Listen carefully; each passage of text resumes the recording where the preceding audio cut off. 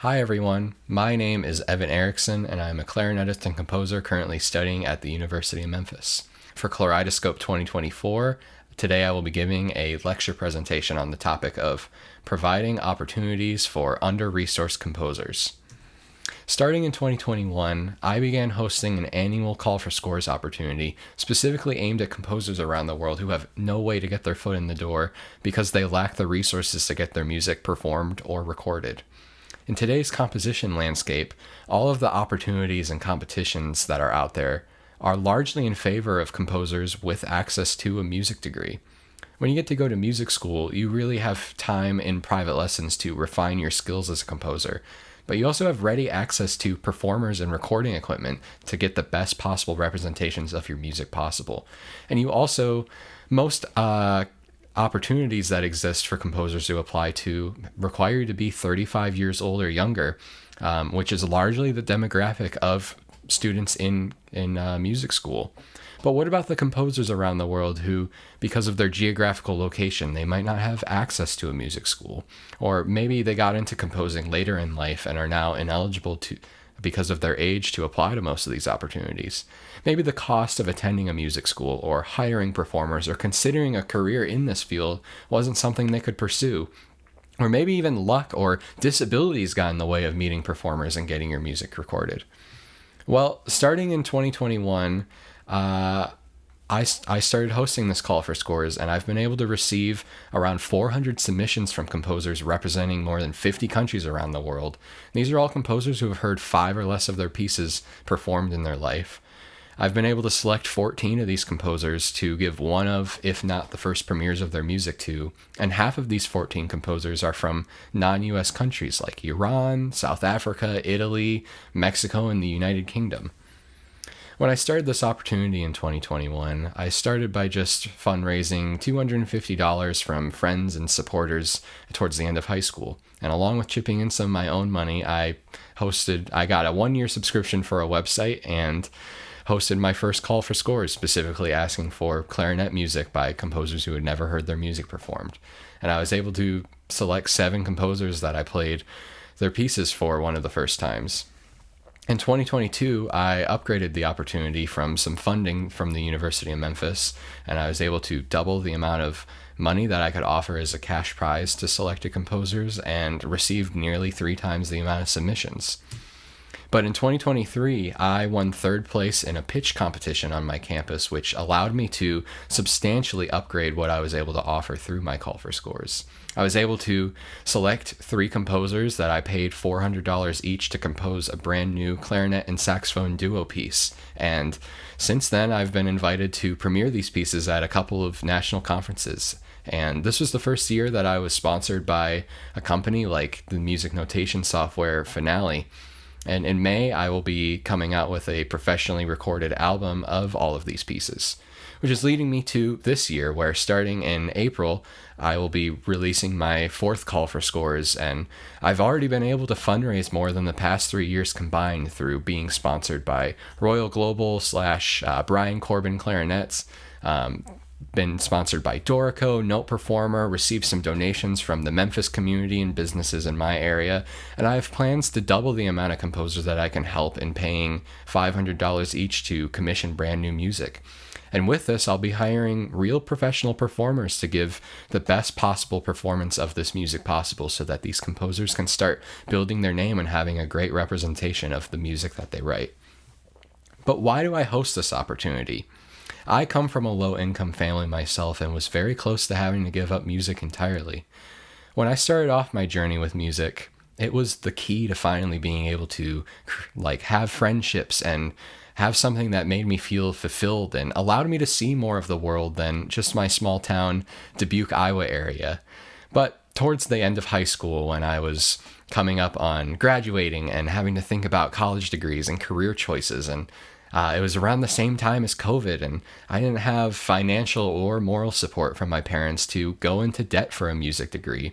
And I was very afraid of the realities of pursuing a degree in music and how luck-based and difficult it is to do so. And I didn't know if going into debt for a music degree was going to be a choice I wanted to make. And so I ended up quitting music for roughly a year to kind of soul search. And I thought the whole time I was going to have to choose something not related to music to pursue for the rest of my life and go to college for. But it wasn't until the University of Memphis offered me a performance scholarship to attend a music school out of state affordably that completely changed the trajectory of my life and opened my eyes to the amazing privileges I get to have in being a practicing performer every single day. So I take it on myself to take every single opportunity I can to grow and invest in myself and be a better person each and every day, and also give back to the world through my privileges. And I just want to talk on this idea of privilege a little bit.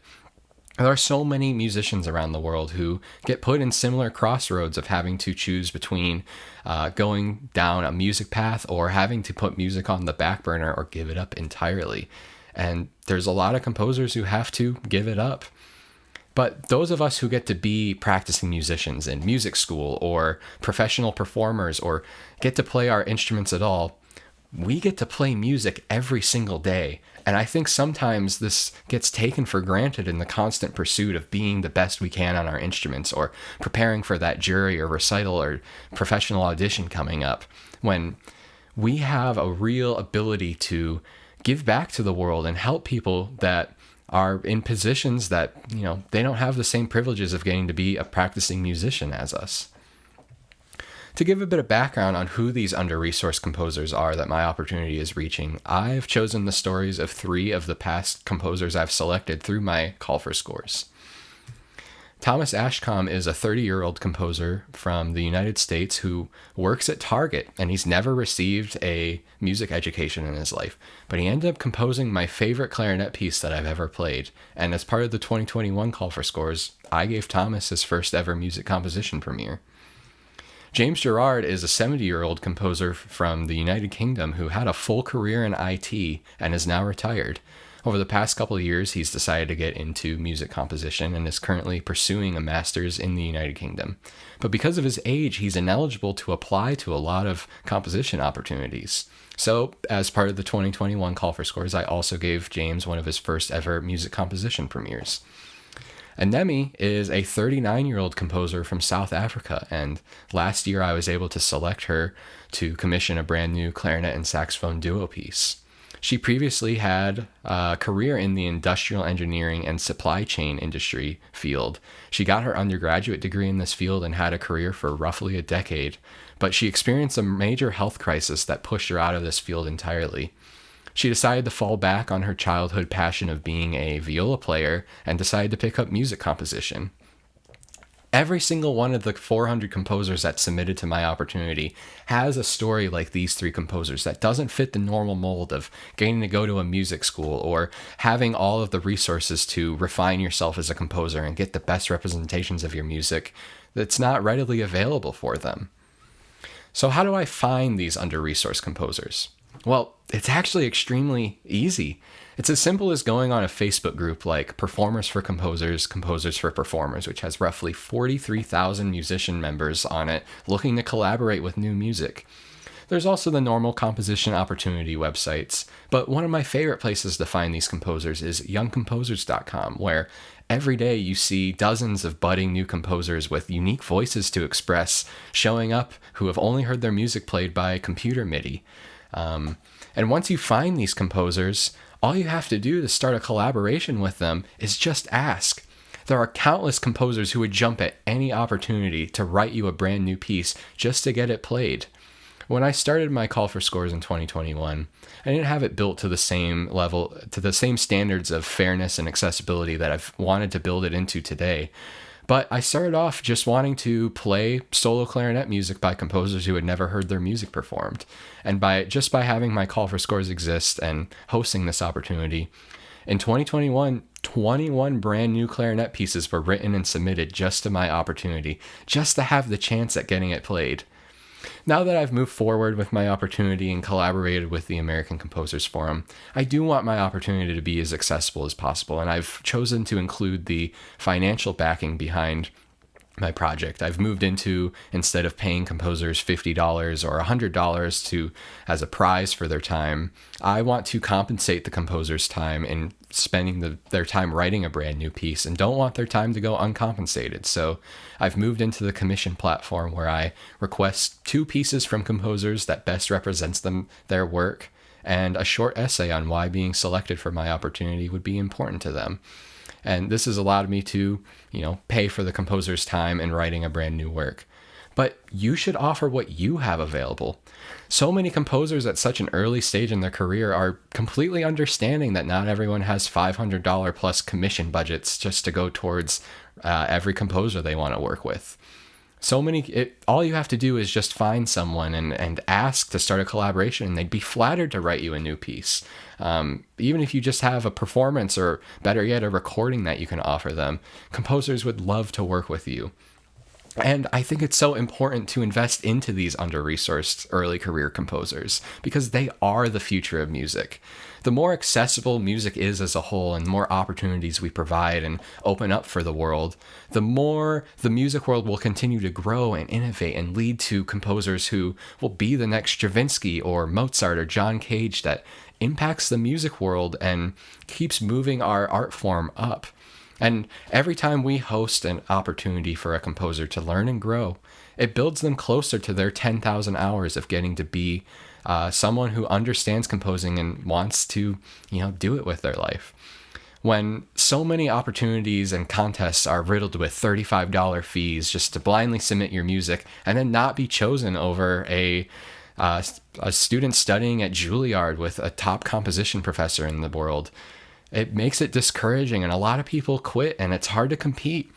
Just by my call for scores existing, so many people have emailed me saying that they had quit composing because they felt it was unfair and impossible to compete or ever get their music performed or heard.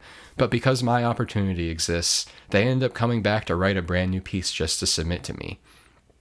This music may be less refined than some of the competition-winning pieces out there, but it's still so worth playing and so important to play this music, because it's going to be you who helps these composers grow and learn. It's going to be your premiere of their music, your interpretation, and your exposure that helps build the career of these composers. And most importantly, this music is just fun. You can still grow and find enjoyment in what you're playing, even if it's not an award-winning piece of the standard repertoire. So I want to challenge you guys to start performing at least one piece by a completely unknown composer that you find on each recital you give moving forward. It's immoral, in my opinion, to push out and disregard and not provide opportunities for composers just because of the resources they have available, especially when it's so easy to connect with these composers. Without your help, thousands of composers around the world may never get to experience the joy of hearing their music played live, or having the collaboration between a performer and a composer that allows them to grow into the next version of themselves as a composer and potentially be someone who impacts our music world. I still don't have the resources myself to help every single one of these composers, and that's why I've taken on the challenge of creating this lecture and going out to different communities and advocating for this crowd of composers. You can still perform your normal repertoire, but I think you'll be surprised by just how mature and quality the pieces by these composers is, and how well it'll fit into your whatever recital you're giving. I've put together this QR code link, which is a research page that has links to the different places on where to find these composers that I mentioned previously. I've included some sample messages on how to maybe start going about a collaboration and starting a relationship with one of these composers that you find. I've included some past selections of music I've selected from my call for scores and what it sounds like unperformed versus performed. I've included some ideas on funding or how to build these pieces into your performance schedule. And I've also included a feedback form. I would love to hear your feedback or takeaways, or just get in contact with me to talk about how I could give this presentation better. And I would love to get in contact with you, and you can go to my website at any time, Evan Erickson Music, and reach out to me, or the feedback form on this QR code. It really means a lot to have had an opportunity to be able to advocate for this community of composers that I care so much about. And with your help, one baby step at a time, I hope to make new music more accessible and collaborative and approachable for musicians all over the world. It's my hope to eventually build this into a network someday where I can connect composers and performers together so there's no longer a wall in front of those in less privileged situations. My name is Evan Erickson, and I am a clarinetist and composer who aims to give back to the world through my privileges. Thank you.